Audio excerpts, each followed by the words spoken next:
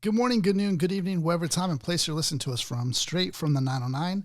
It's Mark, Ali, myself, Isaiah, and together, that's hip hop. Please don't forget to like and subscribe and hit the notification bell. Today we are gathered here, gentlemen, to break bread and partake in the communion of an MC I hold sacred in the world of hip hop, the Ambassador. One of the founding members of the legendary group, the Cross Movement, he has been a pivotal figure in shaping the subgenre of Christian hip hop. You know, we just talked about Dell as being one of those important figures for Hyro and Souls of Mischief, and him really being a movement and a lifestyle. That's what made me think about the Ambassador, because this guy was a one-man like pillar for Christian hip hop, which just did not exist in the early 2000s. Hip hop itself is very young, as we know. So Christian hip hop is like so rare, and to have somebody so skilled at it was just like mind boggling. This is the Ambassador. Very early in the 2000s did he come out. Actually, 1999, this album was debuted. He is just one of those guys that when I first heard him, I was like, there's nobody like this. Nobody's rapping like this in the Christian space. Like if you're talking about like Christian rap, hip hop, whatever, KJ52, Toby Mac, these are like your options. The Ambassador literally brought Wu-Tang into the light of like Christian, which is just, it's a crazy thing. And I know that in this episode, it's a little different because this is now has some religious undertones to it. So, but like Christian hip hop aside, Christian, religious views aside, this MC is mad skilled. I can put his skill along with any other rapper, and this guy can do it all. Me personally, he's in my top 5 MCs of all time. He's on my list. And that's why today I present him to you guys, the Ambassador, and to you guys as well. So today was my choice in choosing the rapper that we were going to be discussing, MC, the Ambassador, which is a dope name. It is. It's a sick name. Yeah. We're discussing the album, his debut album, which was Christology, in layman's terms. Dope name as well. Mm-hmm. This was released November 9th, 1999 by the Cross Movement Records. The length of this album was 75 minutes and 13 seconds. It was a long album. Oh, yeah. It might be longer than that. I'm not sure. No, I think it's about that. Pretty the long. Singles on this were Honor and Glory, Girl Named World, and Thug Joint. Producers include Lord Maji, Lee Jerkins, Andres Garcia, Dre Beats, the Ambassador himself also produced on this. I don't know if it has any like accolades as far as like achievements of any sort, because it doesn't have a Wikipedia on this album, which is unlike the others. So, I'm curious. I don't know if you guys heard the Ambassador before, other than doing this episode, but just curious, what your first thoughts were to hearing the Ambassador. I'll start with you, Ali. Yeah, I hadn't heard of him before getting this album for this episode, but at first listen, I was blown away by the production, because typically in this space you don't really hear a lot of. These beats are like grimy gutter, boom bap-ish type beats. A lot of these beats I can compare to Pete Rock, Premier, Havoc, even. Alchemist, even. Like a lot of, producers in that space. A lot of these beats to me could fit right next to anything that those guys would create. And then getting to the Ambassador and his style, vocally, he kind of sounded, just in his voice and his inflections, kind of reminded me of Immortal Technique a little bit. That was my first thought in hearing him rhyme. But skill wise, and to me, that's the most important thing. Like subject matter, unless you're talking about some really, really off base, just crazy stuff that it just is hard to stomach. For the most part, if the skill is there, I'm gonna rock with it. Yeah. Like that's the thing that made this dope is that, I mean, the beats I could, not necessarily subject matter wise, but I could literally hear somebody like a Jadakiss rapping on half of these beats. I could hear, Styles P. I could hear, Kweli rapping on some of this stuff. Like that's what made this such a dope listen because the beats were hard and then lyrically, dude was spitting. Like that's the thing to me that's what matters most for me because if you spitting, hey man, you got whatever, me. Yeah. As long as you're spitting and you believe that message, I can't knock that. If you are so convinced and you're convicted of your own message like that, I mean, what's there to knock? Like, that's what he truly genuinely believes, and that's what he's spitting. Hard to knock it. Yeah. What about you, Mark? What were your thoughts about listening to The Ambassador? You take him by surprise. We don't, at this point, listening to Christian rap, it's not going to happen with me. Yeah. Just because of, it's hip hop was my anti everything at a certain point. So to even try to go into the space with a spiritual intention, it wasn't going to happen. Don't be wrong. Don't get me wrong. There was instances where I did listen to Christian rap with Shylin and stuff like that because he ended up sounding extremely lyrical and it was appealing to listen to.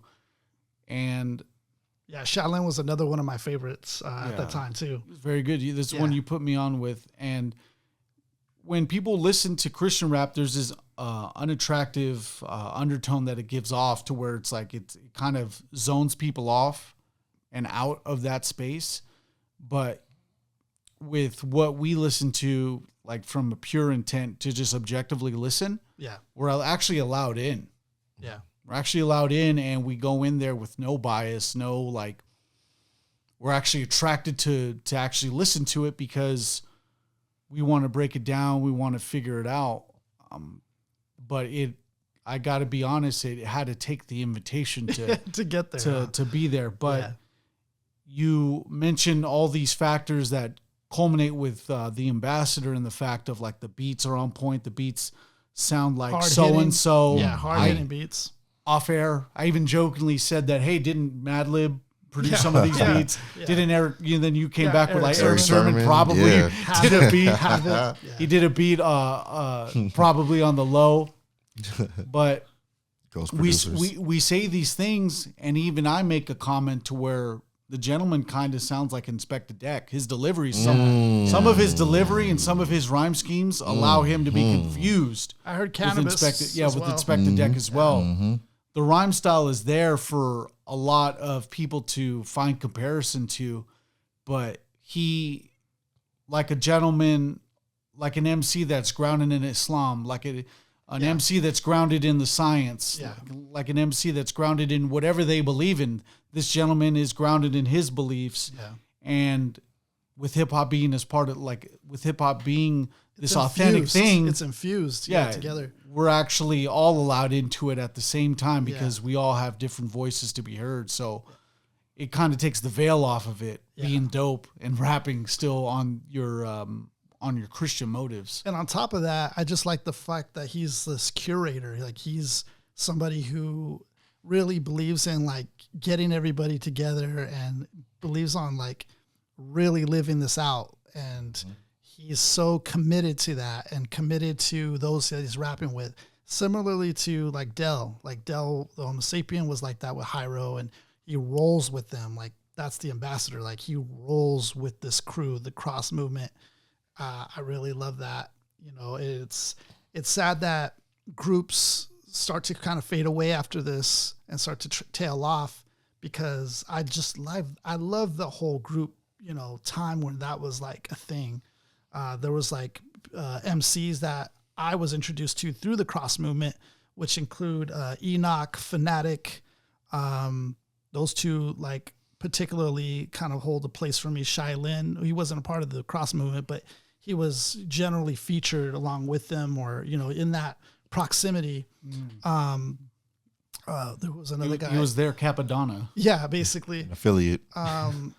Tonic, a lot of these guys had so much skills and potential, and they were like, I mean, it's hard not to reference Wu-Tang because in any group that you discuss, but they were like, you know, a Christian version of Wu-Tang. Mm-hmm. You know, they were Wu-Tang with the flip. You know, they were light in the dark. You know, they were like a Jedi to the Empire in their own way. You know, hip hop in itself is sort of like that Jedi to the Empire, but the ambassador introduced the gospel with an apologetic style, which was KRS-One-ish. Like it's an educator's delivery that he has to the mic, which really kind of brings you in. And it's unlike any other Christian rap where you would hear like, oh, you know, like let's say Kanye just recently, you know, I got saved and, you know, it's kind of shallow.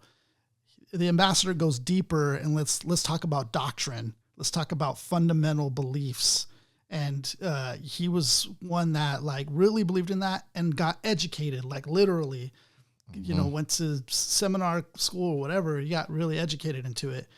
And he was, you know, encouraging others to do the same, which is just like, who does that? Who's like really doing this disciples? Like who's doing that? Like on that level, like that's the level of like the 5%ers and all that. He said, man, those guys were sharp, man. They knew their stuff. He goes, they were schooling me sometimes, but he goes, but I was so rooted because of my father, I wasn't going to be swayed. So I had to get educated and be on that level, but on Christianity, and school them back. You bring up a good point with the 5% nation. A lot in the 80s to the early 90s, you had gentlemen that were always associating the 5%ers into the rhyme style, into their belief system. Right. We never bat an eye to them regarding their issues on this. Right. And this is the only thing that's unfortunate about Christian rap is that it's a perceived outside weakness, but it's the stronghold within inside. So you think about it as like a strong fort, but no one's, you know, allowed outside. And once they're allowed outside, they're kind of exposed. My question is that Isaiah, to you, and I wanted to bring this up to you particularly because you would probably have the best and most effective answer. So let me just do the post role reversal here. But when do we officially involve Christian rap into the mainstream? When do we officially involve? Yeah, like when would you say it was like a landmark time that actually happened that you remember because you're going to be the best one to remember because of how your upbringing. Kanye with Jesus Walks. That was a time when I never heard Jesus mentioned on record on the radio like that. That was the first time that it was big. That's true. That I remember.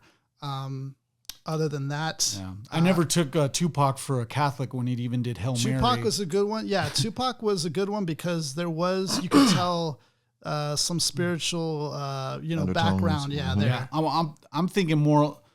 The one thing I remember was Kurt Franklin. Oh yeah, yes. Yeah. With Stomp. That was a sick record. But he got a lot of criticism for that too. Yeah. So I'm thinking that was probably the only point that I remember, and I remember that even when I was a kid. Yeah, that whole album is crazy. That God's property movement, the new nation, all of that. When he really was Book of Revelation, chapter 5, verse 7. Preach, preacher. Yeah, like it that. Shall wipe away every tear from the eye. It was crazy. He really was really the first one to bring, to merge hip hop and gospel to the mainstream. Like I said, he got a lot of flack for that back then. Yeah, he did. You know what I mean? But at the same time, it was effective. Yeah. And now I see like in some MCs, I'll sing them some undertones of it. Even with dudes like, let's say like a Lil Wayne sometimes, which I find interesting, because these guys, I wouldn't have pictured to be in that lane, but sometimes now I see even that kind of come around. And there are a lot of like TikTok MCs that I see nowadays that are on that. I don't want to say that, but they're spitting, I guess, Christian hip hop. That's one thing that me and Ali were talking about is like the term. I don't even like using it. I hate you. You almost have to categorize it to people that don't know. But it's like an instant turn off. Yes, as soon as you say it. I don't even like using that term because again, like I brought up before, like Lupe Fiasco's a Muslim, but Yeah. no one calls him Muslim hip hop. Yeah. Like yeah. nobody does that. You know True, what I mean? that's Like true. that's just not a thing. But at the same time, you know, you hear about a Lecrae or a Andy Mineo or, you know, Yeah. D1 and Yeah. Christian rapper. Like I've never really, it's like, no, he's a rapper that happens to be Christian. That's how Lecrae always would like to present himself. Yeah. Lecrae would be the next like kind of iteration. Big one, Yeah. Where I feel like once he came on the scene, like it became, well, I think once he was on the BET Awards, Yep. I think was a big moment. Yep. And he got a lot of criticism for that as well, He did. being on that scene. Yep. He was Anytime in a Cyphers. Christian artist kind of crosses over like that, they're going to always kind of get that. You know, that's another thing that I find. But you mentioned Andy Mineo. Andy Mineo is another sick one that, you know, that I think nowadays is like just sick with it and doing that. I mean, that song Coming In Hot was everywhere. Yeah. That song was everywhere online. Yeah, that one was a very sick one. There was also other tracks where it was like, "You can't stop me." Like a lot of boxers come in with that intro just because of the hypeness behind it. But that's a Christian artist. Right. You know? I would say those artists, they cross over very easily. Not easily, but they cross over, I think, more so than other artists like, let's say, Bizzle. Bizzle was a Christian artist, but Bizzle was like, he was really hardcore. going at the industry. At the industry. Secular artists. Flipping songs even on a lot of MCs, flipping it and doing it in a Christian version, but like cool, you know, that like he was like flipping it that way. Oh yeah, he was going in. And he was putting in a lot of work and doing a lot of tracks, dishing out a lot. And so he was one that I think of. There's other artists. Propaganda was one that I used to like. He was like, I was telling you guys, like the Kanye of like Christian, you know, hip hop. But taking it back to the truth, let me just do some honorable mentions while I'm at it. Trip Lee, Flame, R. Swift, like all these guys, Jason, Braille, Thistle, Shobaka. I mean, I got to shout out all these guys because they're not going to get a lot of time. We got so many MCs we cover. But all these guys, there are the in the early 2000s, they are like, you know, kind of responsible for shaping this space because there wasn't a lot of it out up until that time. But the Ambassador, dope name every time I say it. The Ambassador though was the one. Like in my opinion, he was the one, the KRS-One of that. Because he just had it all to me. Like he had the metaphors. Now we'll kind of talk about his style. He had the metaphors. He was very keen on his enunciations. But then he could bring you so much depth and go theological on you, which is different. You know, he can really go there and do it seamlessly. He combines that scholarly insight with streetwise authenticity. Like that's pretty crazy. Like a few people that do that come to mind is like Jizza, very scholarly but streetwise. You know, like that's a hard thing to marriage or to have, but when you have it, it's sick. But he in himself, I love everything about the dude. Even up to this day, this dude puts out albums and he's adapted. So he's adapted his style to the more like latest sounds, and it's still sick. He's still killing it. So style wise, what do you guys think about style from him when you hear him? Yeah, I mean, that was a great way to put it. As far as, you know, it's like really what hip hop really stands for. You know, you have, you know, hip as in to be knowledgeable. Right, yeah. And then the hop is the movement. Right. So that's literally what it stands for, intelligent movement. And I feel like that's true. His style brings that. The essence of that through, you know, theology. Yeah. You know what I mean? Like he's going to give you crazy bars, crazy delivery, but then you're going to get some gospel in there. You're going to get some, you know, conviction in there. You're going to get that knowledge base within his message. And I like it because at least on this album, what I was getting, it wasn't like yes, you got conviction and you got, you know, gospel, but it wasn't like overly preachy either. Like, and I think that's what turns a lot of people, what could possibly turn people off if they're not aware, if they don't know, they don't, for the general public, they don't want to be preached to. You know, that's the same thing even within the, and I hate this term too, but I'm in the conscious movement. You know what I mean? Conscious rappers, like same thing.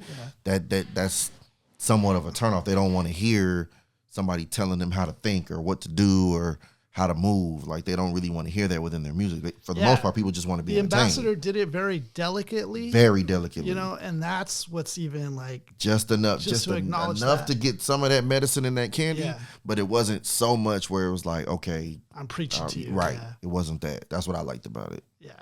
What about you, Mark? Style-wise, what do you get when you hear the ambassador as far as style? What do you take away or pick from that? The fact that he was able to like camouflage his style to where if to someone like hearing him that didn't know he was a Christian artist, they'd listen and tune in and be like, yeah, this guy can spit. Mm-hmm. And without being handcuffed with the title of a Christian rapper, if you, upon listening to him, feel compelled to listen to him more. I think that's what, you know, I'd be the prime example. It's like, you know, if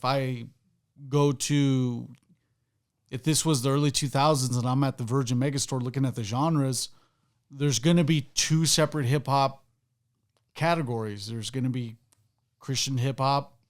There's going to be hip hop. Right. What do you think I'm going to be at? Hip hop. You know, we already get segregated like that to a certain extent. It is, yeah. And it's with this idea of like, you kind of have to be caught slipping listening to him to be like, to actually be like immersed within what he's saying. And then when you actually hear like he's like trying to save people to a certain extent of like actually like hear the message, doesn't seem all too bad, you know, like it doesn't seem all too bad because he's really nice with the rhymes too, man. He's genuine about it, you know? That's what I like about it. Not like he's... Like, to this day, he's still in that same wave. To this day. Like, that's what I like about it, you know? And some artists, you know, unfortunately, don't stay the narrow path. But I think the ambassador had such great foundation already laid that helped him stay on that path of still being with the same message, you know, not kind of turning away from it, but still, like, leaning more into it, even so. I like that about him. Yeah, like I said, and for me, it's just the fact that he's just nice. Yeah. Like, he can spit with anybody, like you mentioned in the beginning. Like, you throw him in a cypher with, you know, Royce the 5'9", Biggie, Jadakiss, and throw him a big pun, Biggie, whoever. He can, Method Man, he can Prodigy, hang. He can hang with all of them. Yeah. You know what I mean? Whoever you want to, whoever is nice, spitting. West Coast even, like, he can do it. Throw him in a cypher with anybody nice, he can hang just as well. And that, to me, is the most impressive thing. Like, he going to throw that message in there, but bar for bar, he can spit with anybody. Yeah. And I love the whole cross-movement idea. I love that as well. Like, really creating a force, you know, to really gather everybody's attention. I love that. My only thing is I wish that he would have been even bigger, like on the level of a Lecrae, because he has that lyrical depth to him that I want him to be on that level. He is in my eyes. You know, in my opinion, he's even higher. He's platinum in your phone. Yeah. He is. You know what I'm saying? But like globally, worldwide, I would want him to be more recognized on that level. And I think that's more of a timing thing. Yeah. Like, it just, I feel like people were more open and receptive to it maybe about 9-10 years later. Yeah. You know what I'm saying? Like, you know, if this album came out in 99, if this album would have came out in like 2011, it might have been different. Might have been a lot different. Like a J. Cole at that time. Yeah, around that time with the blog era and everything, where you had people really writing about it, doing like more active at least doing it. Yeah. Yep. If he was debuting around that time, I think he might have been on that, you know, Lecrae type of level. Yeah, that's true. Yeah, and we're not trying to tell people that, hey, look, he's the best Christian rapper in town, but no, we're from a hip hop perspective. The gentleman spits with top tier lyricism. Yeah. That's where it becomes very attractive, because not you leave the realm of Christian rap, right? And you're you're in just hip hop, rarefied air of like, oh, this guy is lyrically sound. You can't say, the thing I like about him is like, if you're put up on him and you're not listening to him or you haven't given it a chance, you can't say it's because he's not nice. Yeah. Like, that's the thing. Like, you can't say it's because he's not nice. That's the thing about it. Like, for that realm to try to get listeners, it matters in all realms of hip hop, but unfortunately, because of the stigma it can have, it's almost doubly important. Like, you have to be nice. Yeah. Unfortunately. Like if I think about the other side, like, if I were to listen to Eminem, early Eminem, Martha Mathers LP, right. I like that because he's nice on the mic. Right. Content. Saying some crazy stuff. Yeah, I don't know. Necro. I like him because he's nice on the mic. Despite what he's really saying, it's kind of like crazy and stuff, but he's that good that it transcends whatever he's talking about because it's just lyrically, artistically, you can't deny it. There, and that's the category that the ambassador falls in. 100%. I'm just glad we didn't get struck by lightning throwing Necro and the ambassador in the same podcast. Necro, the ambassador, like I see it that way. Like, he transcends even the Christian realm, and he probably wouldn't even like me saying that, but he does transcend that even just in the level of hip hop. He deserves to be in that Hall of Fame. You know what I'm saying? That's a good comparison too, because then we mentioned earlier and we mentioned now too. Just add Necro with horrorcore, being good enough to be invited to mainstream hip hop. Eminem, wild, crazy millennium hip hop, being socially accepted as in some circles as the greatest MC to ever hit a mic. 5% Nation. No one really even subgenred them into just Islam rap or the Nation of Islam rap. Nope. But yet it was all socially acceptable. Yeah. So it's these are good examples to bring up, because now it gets people listening to the show thinking like, hey, look, like, we can have that same objective lens as we do with subject or genre A, B, and C. Yeah, because Necro was the very polarizing example of this, whereas, here on the other spectrum literally is the most holiest. The ambassador. Yeah, they call him, what was his nickname? The Sexual or something? What was his Necro?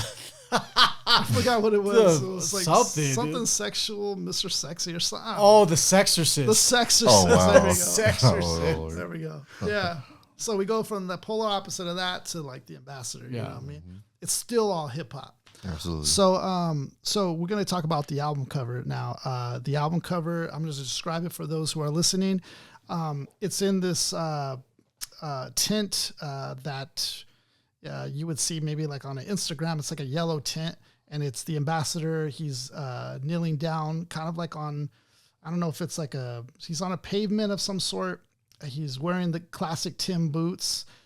He has a hoodie on. The baggy, classic pants. He's me mugging, looking at you. So he's very, tough. And then it reads, "The Cross Movement presents," and on the top left, the ambassador.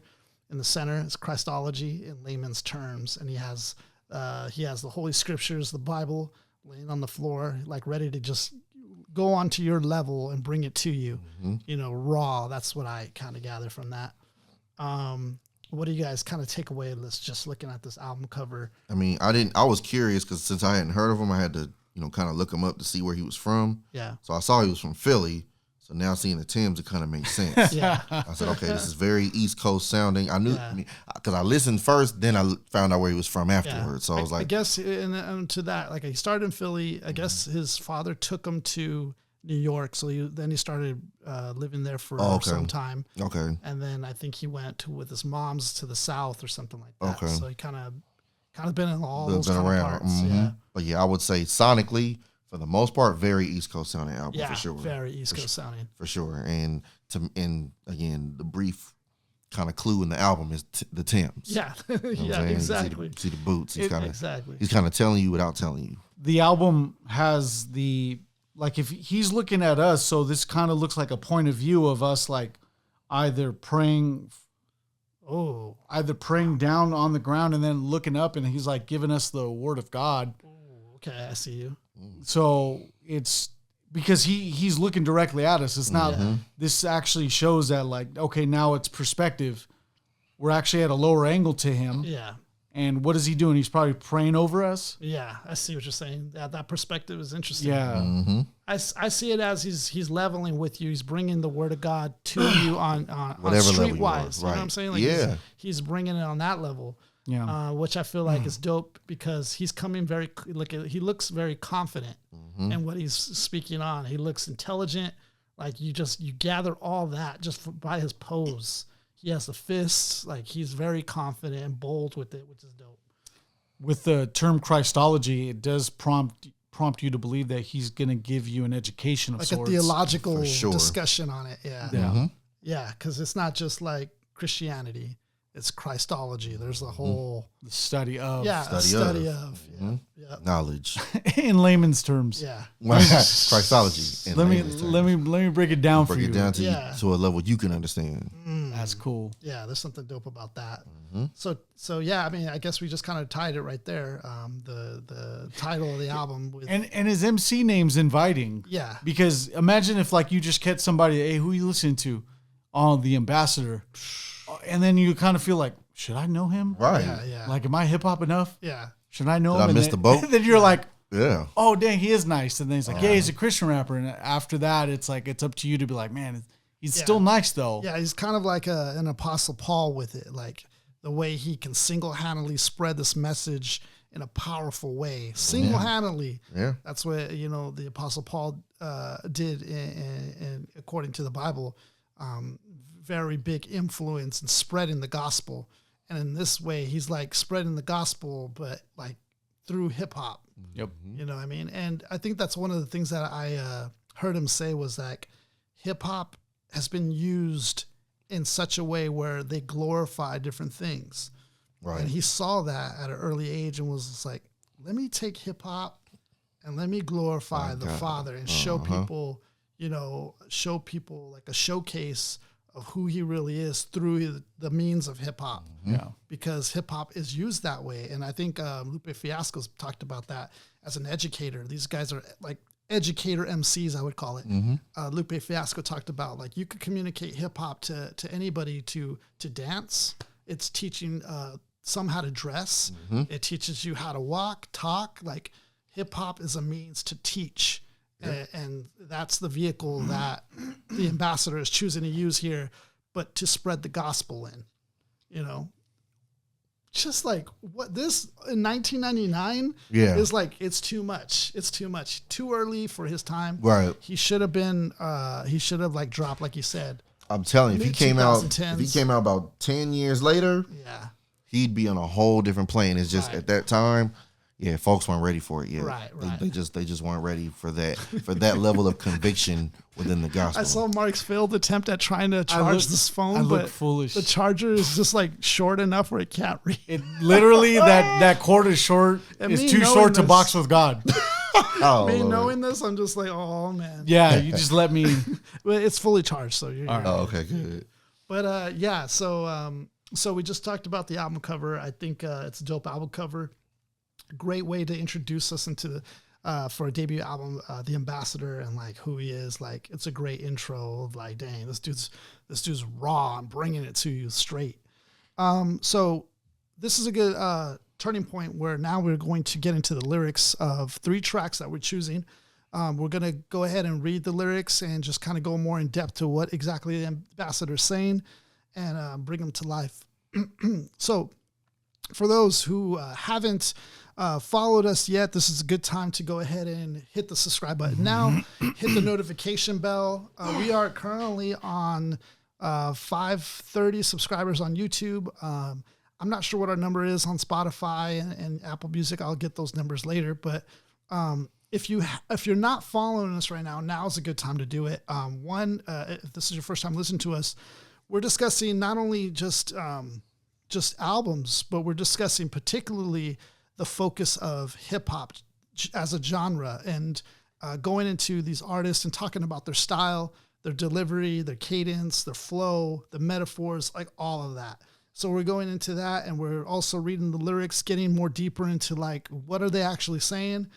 and then just having fun with it at the same time. This isn't like we're not overthinking this or like, like trying to plan everything out exactly what we're going to say. We're like literally improving it as we go. But at the same time, we're all like knee deep students into the genre as it is. So you're not getting it just from some average Joes here. These are guys that have, at least from as far as I know, have always been hip hop in my opinion.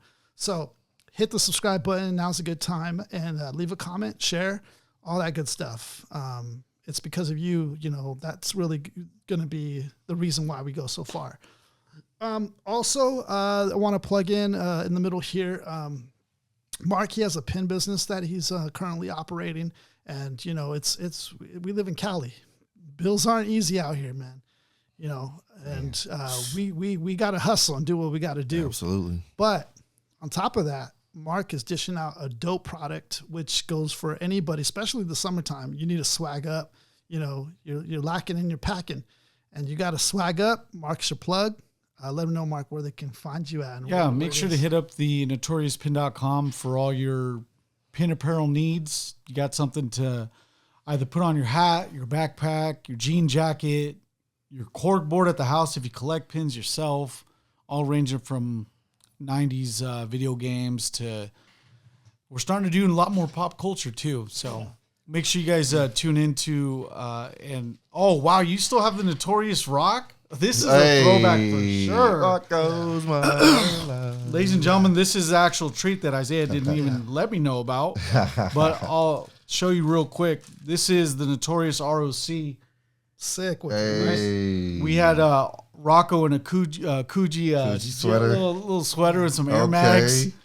Oh, this is hard. Yeah, this is one of the first pins that we had, and man, this was a treat to make, and it was a one-off. So you got one of the rare ones. Yeah, so hit me up. $5. Shit. Notoriouspin.com or on Instagram at @LNotoriousPin. Just be sure to hit us up, and we'll hook you up. And then Ali too. Ali is actually an author. I didn't even know this until you started joining us on the show. He's very intellectual dude. You've always been that way, Ali. And I've talked about that with you, man. I've always respected you from afar and knew you were about it. But this is also a dude that's classy, man. He's always been very knowledgeable on sports, been knowledgeable just in life, always operating in a smooth, savvy way, and hip hop as well, killing it on his knowledge. So he has a book out for anybody who's interested. Let him know how they can find you, Ali. Absolutely, man. Restoring the Feeling, my first poetry book out. It's digital only, out anywhere you get your books, Amazon, Barnes & Noble, iTunes. You can find it there, put it on your phone, your Kindle, your iPad, and getting my rhymes together. So I rhyme too, just not on beats. Yeah. And pretty soon we're going to get Ali, man, freestyling with us, man. Next freestyle, I'm gonna jump in. I'm gonna jump in, man. Yeah. I'm gonna jump in the next one, man. I'm gonna jump on I'm gonna jump on the next freestyle. I'm gonna try, man. Yeah, on the vibes. Okay, so we're gonna go ahead and go into the tracks that we chose. First one we chose was gonna be 1-2. There's a lot of tracks on here, by the way. I think there's about 20 tracks or so. Hold Your Ground will be the second one we're gonna get into, and then the third one is gonna be Apologetics. Okay, so let's go into the first one. I don't know if one of you guys have the lyrics first or B. Yeah, I got it. Okay. I'll go ahead and do the first verse. Got it. So it starts with the hook. 1, 2, no gas, no blunts, no brew. 1, 2, to my adults and my youth. 1, 2, the axe is at the root. 1, 2, it's time to bear fruit. 1, 2. Little call and response. Yeah, so that's very hip hop out the gate. He's showing you he's about it. He's not just some guy that just walked in and let me just. I want to spread the gospel through hip hop, and I just never listened to rap before. And it's like, no, you could tell he's putting like hip hop first, legit hip hop first. So he's telling you, I'm already here. This is the foundation of what I do. And before we get into this track, I just want to talk about the introduction. I think the introduction was dope because, how do you audibly have something representing God? Because he's talking to God in the beginning, he's doing a prayer, and that was very smart. He had a thunderstorm. So it's like you get the feeling of God in the background. I think beginning, he had like a hawk going, this hawk sound effect. So he really made you feel the presence of a higher being or God as he's doing the prayer, which I thought was pretty interesting as he got into this track. So I just wanted to mention that. Absolutely. And then he starts the first verse. And this track is also produced. I want to mention that because I want to give some love to the producers on these tracks. The track was produced by Lee Jerkins, and it was mixed by Storm. All right. Written by William Branch, the ambassador himself. So he goes, lyrically putting you down with truth. It's the divine mixture, rhymes plus divine scripture. No hold back. Jesus is in the rhyme so that your heart can be confronted by the God who wants your soul back. And no matter what we have to do, we'll take control back. Turn the show back over to Jesus. Yeah, you know that. Rhymes are pro Christ instead of pro this and pro that. That was hard. Yeah, that's hard. Yeah. So no matter what side you're taking, it's just pro Christ. The first word of this verse, lyrically. Lyrically, yeah, I'm telling you. Notice that. Take note. Out the gate, I'm letting you know I'm spitting out here. Lyrically, putting you down with truth. Like, that's what he's saying. Like, that's it. Yep, he goes, rhymes are pro Christ instead of pro this and pro that. Many Christian songs lyrically are spiritually low fat. That's a bar. Yeah, that's a bar. That's a bar. Yeah, many Christian songs lyrically are spiritually low fat. Religion sells, but we dwell in anti-Christian realms. Speak. I mean, that's, man. Religion sells. Religion sells, but we dwell in anti-Christian realms. Like, that's, like he's meaning floating. like he's in the streets. Yeah. Like he's not in the churches. He's in the streets, in the trenches. He's just floating on this beat. Yeah. So if you love him, then you've got to represent him well. Pants might be sagging slightly, but just imagine me displaying the beauty of Christ like a pageant. Dang. Nice. In your area, I'm telling you, Christ will marry you, but you got to switch and let him be your long distance carrier. That's, man. That's crazy. He's selling you the gospel right there. No switching fee. You'll get more than just some minutes free. Because when it's Jesus, your minutes merge into infinity. He might have worked at Sprint. You might have worked at Sprint, man. We got to take y'all back. This is 1999, y'all. Yeah. So you used to get charged for leaving. You had to get minutes on your phones. Activation fees, and you had to get minutes. You know what I mean? You couldn't just be talking on the phone all day. You know what I mean? And so you breaking that contract. You breaking that cell phone contract. it's gonna cost. It's gonna cost you. He said no switching fee. You'll get more than just some minutes free. That's hard. Yeah, that was hard. Yeah, I just love already just the boldness that he's coming in with. Like, he's not coming in timid. He's coming in hard hitting. He knows he's out here and he's in just territory that's not designed for the church. No. Yeah, he's out here. You know, that's what I love about it, and that's fitting to his name, the ambassador, because the ambassador is somebody who's outside of their country. They're in a whole other district, and they're basically representing or being the representation of to outsiders, to foreigners, you know, representing. Yeah. So that's what I like about it as well. Verse 2, this rap is just another effort to attract this world that's into internets and faxes. The fact is, it's going to burn to ashes like matches. Woo! The patterns. But yeah, I like that. That's internet and faxes. The fact is, it's going to burn to ashes like matches. Yeah, the Axis rhyme scheme is you get open to so many things because you can either use the X or the S. Yeah. And it's kind of like a build your own rhyme scheme at that point. Yeah. It's a pattern that he's just found and he's like rocking it. In the pocket. But at least, kids, you've got some good news now to pass it. Be graphic because the masses cut classes so they ain't heard it. But watch the way you word it. You don't want to change the verdict. It's death. We borrow the breath of the chest. Man used legs to step. Man knew God, then left him, steady thieving, leaving God for no reason. We've been booted out of Eden. What a fall like the autumn season. But I love that because he is very highbrow as well. He could get attention to detail, but then he can also like take you back to the Garden of Eden in one bar. A lyrical treat and then a real treat if you actually have read the Bible. Yeah, exactly, yeah. So I want to just go back to back a couple of lines. It's death. We borrow breath and the chest. Man used legs to step. Man knew God, then left him. Steady thieving, leaving God for no reason. Then we've got booted out of Eden. What a fall like the autumn season. Instead of God, we look to stars and science, separated from the power like an unplugged appliance. Ooh. Dig this, another savior?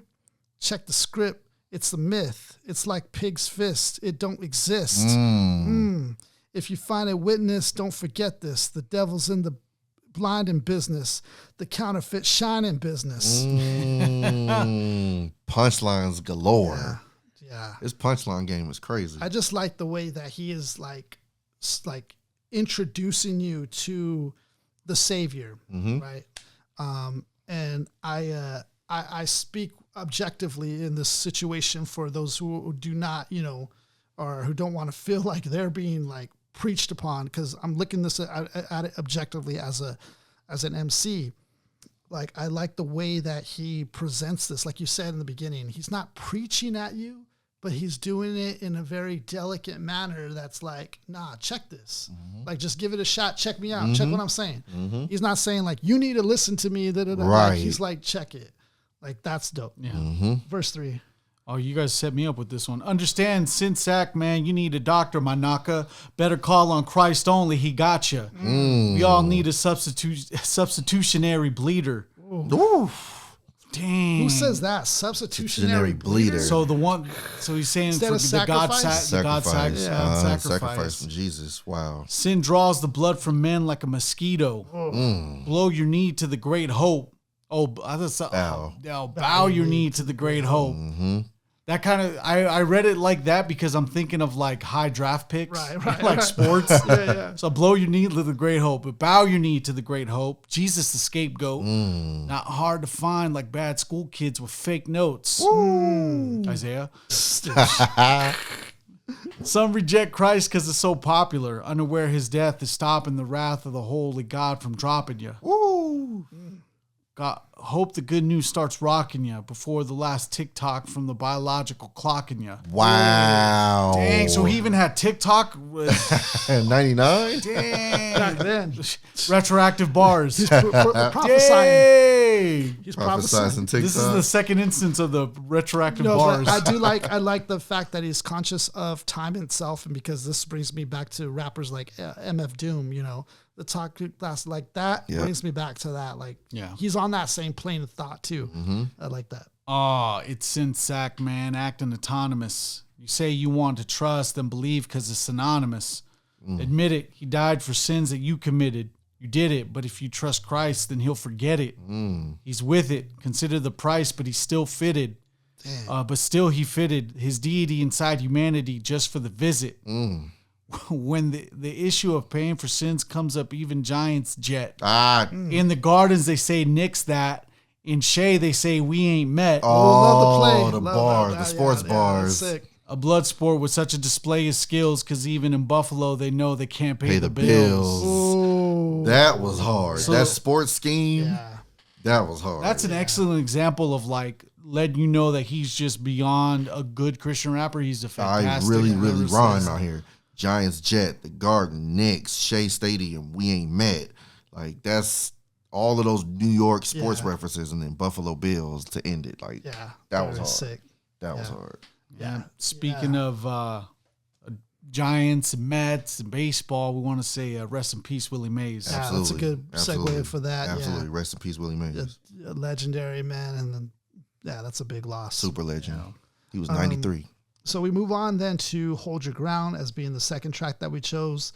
A lot of these tracks, again, they're giving you theology, man, which is just kind of crazy. As like, because he's giving you theology, but he's spitting it like, yo, get with it. Like I don't even know how to put that into words as far as like how dope that is, that he's breaking it down in such a vernacular that's just like easy to get, because he's making it like boom, like giving it to raw and just like. And when you're given a track like 1-2, listening to it after it's done, you're like, wow, that was really entertaining. God involved bars, or not. Bars. Still. It was so nice that the message almost became secondary because of how nice he was spitting. Right. Yeah. So intro on this one, New Millennium Representatives, the ambassador with the cross movement, setting it off with the Lord Jesus is God in the human flesh. Verse 1, it goes like this. There's not another soul righteous. A plague struck us like a boxing pro's tight fist. Hearts are cold like ice is. You know what the price is? Separation like a divorced husband and wife is. Life is a climb uphill like Lauren or Cypress. That's hard. That's a sick double entendre. Really triple entendre. Yeah, that's sick. Man without Christ is like keyboards without a typist.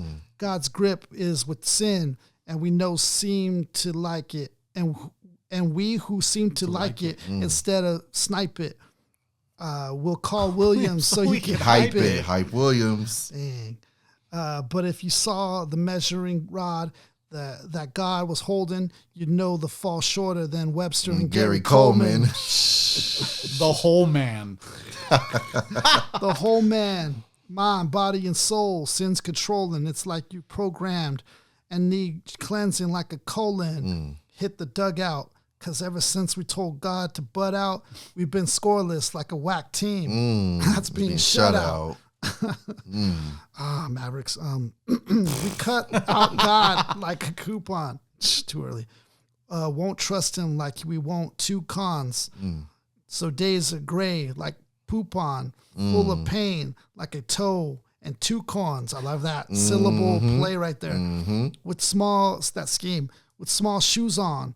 Not the same, like Star Wars before Luke's born. God can see the crude form. Whose side are you on?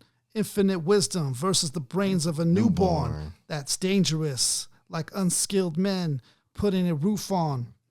It's deadly, like firing every single nuclear bomb. Every single nuke bomb. Nuke bomb. That's crazy. Yeah. He held that scheme for like Yeah. almost a whole verse. Yeah. He even had bars for the construction industry. That's Like, dangerous, like unskilled men putting a roof on. Like that's common. Like, yeah, it is. That's going to suck for the homeowners, the people putting the roof on. Everything. Then he has a nice feature from Fanatic on this one. Fanatic Hook. was another staple during that time too. Dope name as well. I like the Fanatic as a sick name. Do you guys want? I'll do the chorus here, the hook. Look at all the time men are wasting, dying for lack of this information, and we not just thrilled to be giving it out. We skilled at living it out. Hills we digging them out. Build the fort, plus hold it down. Stand strong, young soldier, hold your ground. Sticking Christian flagpoles in the ground. Rep what you believe, and soon you'll receive the golden crown. So just dope little message right there. Just basically, stand your ground. What the message of the track is. I'll go verse 2. Okay. Jesus went out on a limb so he could deal with sin and be the bridge to bring sinful men back to him. Okay, stop. Yeah, that bar, when I heard it, Yeah. Man. That fits so much. It's like John 3:16 and 2 Yeah. bars. Yeah, that fits so much in that 2 bars. Yep. And I just like the limb. Jesus sin, went out on a limb. Sinful. Yeah. Literally. Yeah, So that's he crazy. could deal with sin and be the bridge to bring sinful men back to him. I heard he was the surgeon. I heard he ripped the curtain, and now God and man can start merging. Virgins, exclusivity is what he's after. The master's captured hearts will marry at the rapture. I hear your laughter, but what's worth my giving up? The chance to see the Son of God in a tux, in a state of flux, from the hood to the White House. Christ died for men, yet we sin when the lights out. Woof, man. Yeah, from the hood to the White House. Wow. No matter who you are. No matter who you are, what level you may be on. Yeah, in society, it doesn't matter. In a state of flux, from the hood to the White House. Christ died for men, yet we sin when the lights out. They're villains. I got good news, but they won't hear this. I tell them God so loved the world, but they could care less. They would rather be flattered and called the blunt passer and see who in the crew can drink the brew faster. Disaster in this life and the next. I flex the larynx and blow the horn like a clarinet. Woo! Hold the horn like the clarinet. That's crazy. Yeah. It's a pain. I can almost cry on a train ride. Brains fried from the sin into saints and Saint Ives. Ain't wise. Yet this whole world is on the same side. Them against the God who made the earth, and his name's I am that I am, Jesus, Son of Man. Damn. Woo, he be the landman, dad to Uncle Sam, universal landlord, or the Supreme Court, heaven's king, the earth's highest life, king, heaven's king, earth's life support. Boy, sins got you locked. You're mad spoiled, but like aluminum, you humans will get your plans foiled. Woo! Your heart be the soil. I got the seed. The word of God, it's heard abroad, and it starts breeds of believers, Jesus lookalikes, God lovers, sin haters. Look the mic can be used as a tool to voice God's views.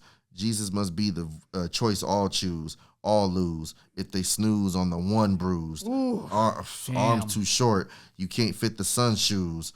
On the 1 2s, the good news comes to all men. He truly went out on a limb. Fit the sun's shoes on the 1 2s. That was hard. Brains fried from the ism and the Saint Ides is what I'm thinking he was gonna say. Wow. And the Saint Ides. Yep. Yeah. The other one too, the clarinet bar. I want to go back to the clarinet bar because there's actually the spiritual significance of the blowing of the horn that prompts the signs of the revelations. The heralding of the king, the coming. It's even with that, it's cool to have that be a double thing because now to the general level, we're seeing it as like, oh, blow horns like a clarinet, the instrument. Right. But then when the actual, the Christian fan of him actually hits it, there's actually the bar there for that too. For that, Yep. Crazy bars. Yeah, facts. Crazy. Yeah, that one was a crazy one. That verse was nuts. Then we move on to now the third track, which is going to be apologetics. And I never took that class in college. Apologetics, man. It's like apologetics is like the highest form of like debate almost, It's like it's a very intellectual way of articulating your message, or belief, and it's doing it in such a way that it's not forcing you, it's pulling you in. So that's one thing I like about it. Apologetics producer was actually the ambassador himself. So he produced this track. Oh, wow. Heck yeah. The hook. I live and I die for what I believe in, represent the truth of God's word every season. Since I'm the reason for his bleeding, now I represent him till the day I stop breathing. Yeah. There's a war. I can tell you straight from a door that it's raw. Not for the weak, it's for the hardcore. Yeah. Rugged soldier. See, as soon as he says rugged soldier, when I heard that, I was like, Inspector Deck. Yeah. Already rugged soldier. This brother told you, I love Jehovah. I love him like women love Montel and Oprah. We're getting close to the rapture. Maranatha. Coming soon is the master. Try to capture the idea. Incarnate God coming right here. Damn. Christ, ruling planet Earth in his white gear. I hear. You say he's not. Trying to take away this hope we got. We not shook, so we drop jams. We out to show he's got the ability to save like coupons at the grocery spot. Defend the faith. Are you with it? And see, right there is the way he seamlessly weaves together that the street part of this intellectual part with the street smart wise, because now he's bringing you to like just an everyday thing that somebody would do. They would go to do their coupons at the grocery spot. Yeah, so that's how he incorporates that as well. Defend the faith. Are you with it? My crew's with it. Christ died. Love had everything to do with it. Before Christ, we loved secular life, but now we through with it. We don't fool with it. If Jesus Christ ain't down, we ain't cool with it. Who is it that wants to hustle and tussle, flex muscle, defend the Christian faith and the text, plus you'll do some Jesus advertising. Join the theocratic side, and we'll see the sun rising. He has the belief of like a Morpheus or like a RZA. That's how much conviction that ambassador has. Yeah. The RZA really just believed in the group. He believed in the message, the idea. Yeah. That's the ambassador right there. The and ambassador is like that. And with Morpheus really believing in the Matrix. Yeah, believing in Neo, as being the one. He believed in him so much that he risked his own life. Yeah. And even the Matrix has a Christ message in there. Yes. Yep. Yeah, it does. As another layer. Verse 2, Ali, you want to get that one? Yeah, I got it. Let's see. Now, will the real Jesus please stand up? Wait, there's 8 of them, 9 of them, a whole line of them. Is that the Eminem came out before this, huh? So After. this comes out after. So the one thing that I'm thinking of is this is maybe an allusion to the Twilight Zone episode. Will the real Martian please stand up? Right. Remember the one at the end? The cook had the third eye at the end. Yeah. So it could be that. Yeah, because the real Slim Shady was after this. Yeah, That's interesting. He says, now the real Jesus please stand up. Wait, there's 8 of them, 9 of them, a whole line of them. There's all kinds of them.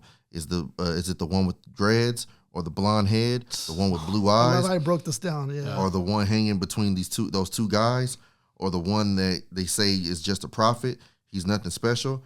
He's just the one before Muhammad, or the archangel, or the man healing on TV, or the other cat That's true. leading the masses up to DC. There's so many different versions of this controversial, I guess, to the world figure.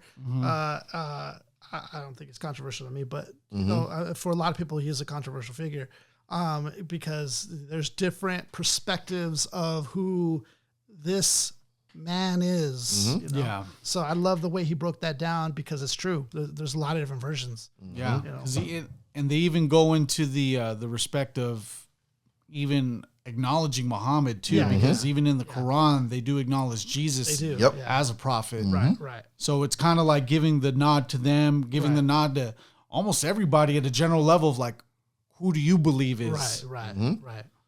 Yep. He says he's just the one before Muhammad, or the archangel, or the man healing on TV, or the other cat that's leading masses up to DC, or is he?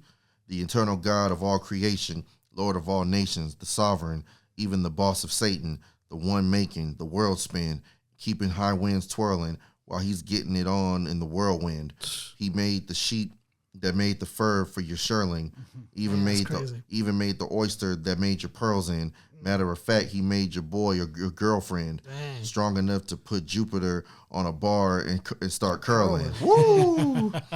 This one seems to be fitting the true description of the one that gets in, fits in, hearts, and then convicts them. You should pick him because he conquered crucifixion. He took a licking, but I tell you, he kept on ticking. Yeah. Once he finds that pocket, I noticed that the ambassador kind of stays in that pocket once he finds it. Oh, he'll give you 8 bars of that. Yeah. He'll give you for 8 to 12 bars of that one pocket. I like that. I mean, that you can probably see that's influenced me in my style whenever I do spit. Like that's been a heavy influence to me because I do the same thing. I like to stick in that style for like a good 6-8 bars if I can. I'll stick to that. So that's definitely an influence to me. But I like also the fact that, you know, he'll go very highbrow on you, like mentioning Jupiter, like he's going to be doing, but then to the fact he's bringing it right home to you, like he even made your girlfriend, your boyfriend, like he brings it right to your world, but then takes it into outer space with it. So Lupe Fiasco-ish. Yeah. Yeah. Verse 3. Let's see. So here we go. I continue to preach Christ, earth I continue to preach Christ, earth is my venue, like McDonald's fries. He's the best thing on the menu. Ain't lying. When you defend Christ, it could be hazardous. If you die, you're going to live again like Lazarus. Plus, add to this. Oh, I love the syllables, the multi-syllable rhyming going on here. The reward of bringing fabulous truths that transform, because the Lord be changing characters. Let's get equipped to represent him in an industry where they preach a different Christ and reject the Trinity. And when they see us loving while they're all hating, and when they hear us call God while they all call Satan, he'll say the people of God be getting busy like a phone with no call waiting. The fall breaking man's back as the axe cuts the access to the king's palace, and that's just utter blackness. In fact, sin put head to bed like a mattress. Sin put head to bed like a mattress. Man. And I like maybe it's a double meaning, but he goes, the axe cuts the axis. Yeah. So it could be you accessing or the actual axis of the earth. Yeah. That's crazy. Yeah, to the king's palace, and that's just, that's sick. Yeah, very sick. I mean, you know, it's. I I think my brother and I were talking about this earlier. You know, we were talking about hip hop earlier, but there's a lot of newer artists that go the other way with it. You know, like I forgot which artist, but there's a music video out there where like they're doing certain things to like sexually to like Satan and stuff like that, like in music videos, you know what I mean? Like, freaking Lil Nas X. It was a video, he was like giving Satan a lap dance or something like that. Something crazy. Yeah. So totally, you know, other side of this. So like it's kind of refreshing to kind of go back to the ambassador and kind of hear the light. You know, that's what I see his style as. He's just like this light force, Jedi with it. Like that's how I see him in my mind. And he's very bold with it. Like, that's what I like too. He's the light in the darkness. He's not just hanging out with just like, you know, Christian folk. Like he's out here, you know, and he's trenches. Like, I'll single-handedly be out here spreading my influence. Like, I think that's sick in itself. Takeaways from this album, gentlemen? I mean, dude's a spitter. First and foremost, and I believe, like I said, if you're trying to get a message across, again, just there's different, you know, fan bases in hip hop, different ideologies in hip hop, but I'm just speaking for me. Yeah. If you want to get me to listen, you got to spit. Yeah. Like you have to be nice. I don't care if you're trying to bring a street message, a quote unquote conscious message, Christian message. I don't care what the message is. First and foremost, you have to be nice. That's the prerequisite for me to really want to digest the message you're bringing. And he checks that box out the gate. There's no wondering, is this dude any good? 4 bars in, you can hear, okay, this dude's nice. Now let me try to get into what he's talking about. So I like that he put skill first. Yeah. You know what I mean? Like, message is great, but skill is first. Is there, yep. The skill is first. If you want to get the hardcore hip-hop head to take you serious, you have to be nice. And he's as nice as all your favorite rappers. He can, like I said, he can sit at the table with all of them lyrically. Yeah, the appeal's there for me right off the jump because I take a lot of characteristics from people that rap like this because, you know, I've always believed to like leave the cursing down to absolute minimum, like almost zero. Like a lot of bars that you'll hear me, like at a certain point, I don't even curse. I don't need to. Like there's better words to use, in my opinion. Yeah. With what the ambassador does with me, it's like he gets me like Ali does, with the fact that he can spit, but the fact that, like, you know, you can attract people more by not even cursing at all. That's doing true. All that and being still lyrically sound, but still providing your message and having it go across.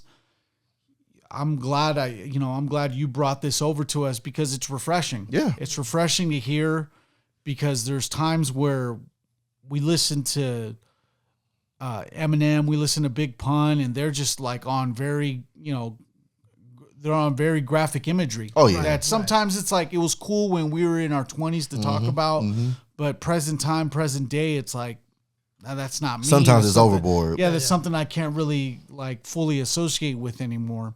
With the ambassador, it's a pleasure to hear because, dude, it's lyrics, and it's at a above average like level, which I like because I've always been about with the lyrical rappers. So it's an absolute pleasure to actually listen to him, and he actually took me by surprise. I really had my opinions about it off the jump, but listening to him, I'm like, yeah. No, I know why Isaiah picked him. Yeah, that was the first thing I came across. I was like, oh, yeah, heard it. Yeah, the lyrically he's there. That's why I chose him. You know, more importantly than even just the message itself.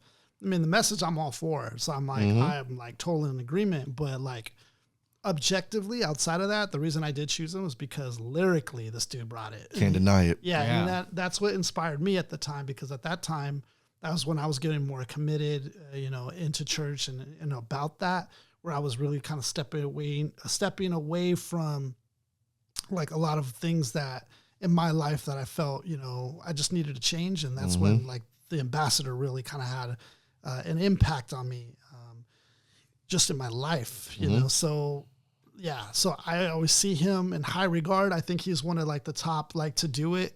And that's why I said he's in my top 5 MCs of all time, just based off of this album alone.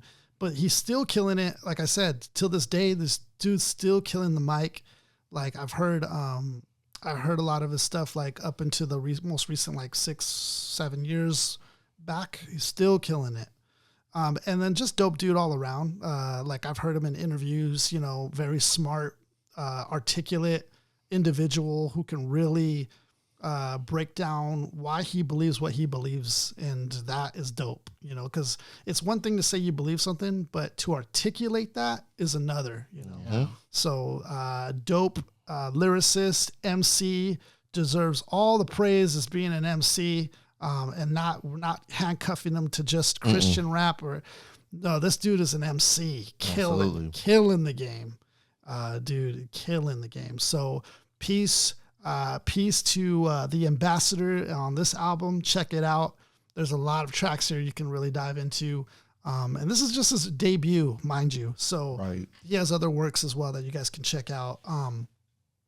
I was trying to look for a question to ask us for the end of this episode here, to really kind of give us something to talk about.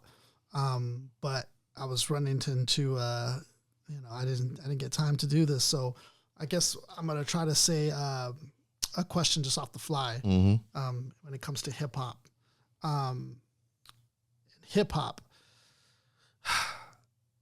let's go with. When is it, this could be a trick question even. When is it too old, or when should one stop like MCing? At what point, is there a limit, you think, to the age dynamic of MCing? I'll start. I think before, when hip hop was so young, I think everybody had this cap of like maybe like 30, 35. It seemed like that was old to be rapping in maybe the early 90s to mid 90s.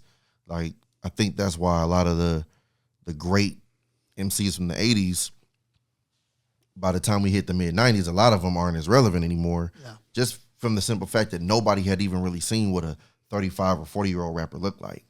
So, but I think today, no, I don't think there's a limit at all. I mean, you literally have Nas over the last 2.5, we'll say last 4 years, he's done 6 collab albums with Hit Boy, and they're all amazing. And Nas just turned 50. Yeah. You know what I mean? He turned 50 last year. So, and he's spitting those albums are up there with a lot of his best work, and he's pushing 50. You look at somebody like Pusha T in his mid-40s. His last 2 albums were incredible. Yeah, Pusha T, sick. Spoiler alert. But his last 2 albums were crazy, and he's in his mid-40s. He's like 44, 45, and super nice. You look at somebody like Busta Rhymes on stage is still better than everybody. Still bringing it on Still shows. Better than everybody on stage. You know what I mean? Jizza's still doing it too. Yeah, Jizza's pushing 60. Yeah. Jizza's pushing 60. He's like late 50s. And he's out here on shows, like little shows. Oh, man, that was killing so much fun. Killing. Master Ace, another one, is killing it. Killing. I mean, I believe there got to be the point within oneself to where performing live, if you don't bring it like you... Oh, yes. To me, that's the telltale sign to like, do not tour anymore. Yeah. Because if you can't do that, everyone questions. People are just going to question stuff in the show. Yep. Right. But not only in the show, if people actually have the cell phones in the show, dog, you are going to get flamed. Oh, yes. Your reputation's tainted. But at that point, now they're your former fans because they're turning on you, putting a negative light upon you. Yeah. Even that's maybe true. 9 times out of 10, they even pay for that ticket. Yeah. Now they're going to be out there talking mess about you, saying you don't got it anymore. Right. This is why people like Busta Rhymes put us on a great show each and every time. You see him drenched in sweat. Yep. Probably changed his clothes twice or like 3 or 4 times. Seriously. LL Cool J started mad young. Now he's he's gonna reach that age where he's 50. He's actually about to drop an album with produced by Q-Tip. Oh shoot! But live, that's crazy. Not only is he performing comment with P Rock too. He's still handling it live. Right. Yeah. But the fact of the matter is, he's still putting on tours. Like even 2 years ago, this dude he would do any show LL would. Mm-hmm. He would even do the shows at Universal Orlando just for one of the concert series. Yeah, He'll be there. Yeah. You got to watch out for those people that are still going to do it. Mm-hmm. But on the other end, if you're just not moving around doing it like that to where you can't even move around on stage to hype the crowd up, this brings up a that's question. The cutoff to me, bro. This brings up the question because I don't know. Maybe I'm not reading the room, but the younger generation, it seems to me, are they into this style of hip hop? Or is that a capsule that's just our generation of millennials that's into the 90s hip hop, and further on? We're into a lot of hip hop, but I don't know, is the generation Generation Z, are they really into hip hop like that? It's a huge disconnect, unfortunately. Just recently at Summer Jam, Method Man and Redman were on the bill for Summer Jam, and they did the show, they rocked it, they killed it. Yeah. But Method Man had to post look, don't ever invite me back to Summer Jam. No diss, but the crowd, they probably only knew who I am because I'm on Power. Yeah. You know what I mean? They gave no energy to them whatsoever. They were too young. They just didn't. There was an age disconnect there. Yeah, and it's unfortunate because we were probably the last generation that still liked to go back and get educated on what came before us. Yeah. We liked what was out for our era, but we also went back and checked the history. Maybe it might be a delayed kind of gratification. Maybe. Could be. It was digging in the crates like that with me, but the going back and actually learning all that, it was homework. It was homework. It was legit. It was homework I liked. Yes, but it was expensive because I had to buy all my albums. I had to go buy all the albums that I had to listen to. Yeah, but this is what I like. This is what I really like. So at its core, you have to have the person that's really gonna want to go back or really want to actually put emphasis on hey, what did I miss out in the last set amount of years? What did I miss out on these rappers at the times? So now this is going to be a grasp of when people are going to start listening to Mos Def for the first time, which I wish I had that privilege. There are YouTubers who are doing first time reactions to stuff we've heard for a long time. I think most of that's cap too. I want to do a hot take on a lot of you guys' first takes on Big L. Phony baloney. Not your first, huh? Bro, this is my first time hearing Big L. Those are hot take. Come on. Who you fooling? Yeah, look older than me. Yeah, that's funny. That's funny. Yeah, that's the thing is going to be, does the youth, I would say, because most hip-hop, I remember Ice Cube said this in the interview, most hip-hop is marketed to folks between the ages of 15 and 25. Right. That's the mainstream is marketed typically to that age group when they're, more easily influenced to buy certain things, more likely to be out in the clubs. That makes sense.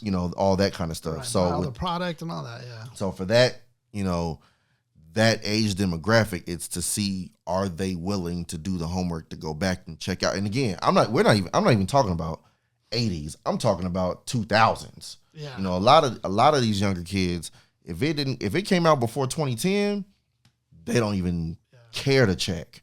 That's the thing. So it is refreshing when you see the ones that are up on it, but that number, unfortunately, at least just from what I've seen, is so small. Yeah, it's very, very rare you see a 24-year-old right now trying to check out some Outkast. Yeah, they're gonna grab the Living Legend CD and be like, "Wow, this is old."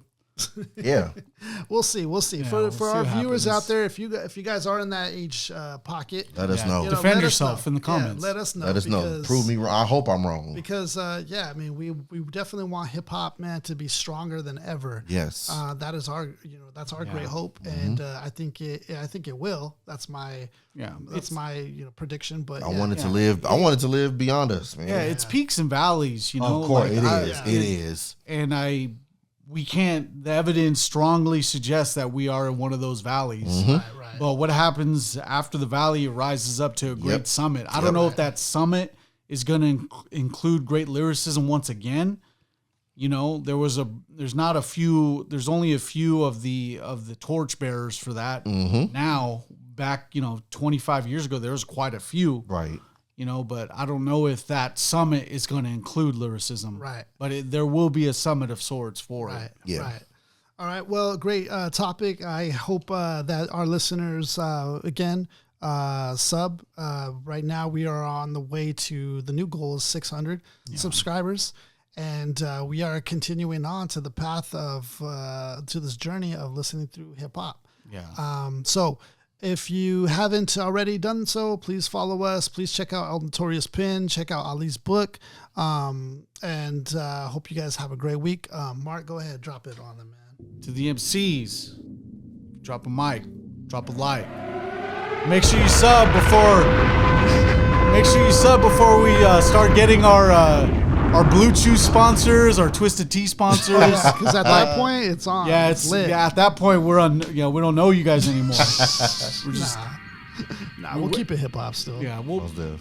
Dang, man, we're gonna have to start doing like 10,000 subscriber ciphers. Hey, make it happen, guys. For the fallout.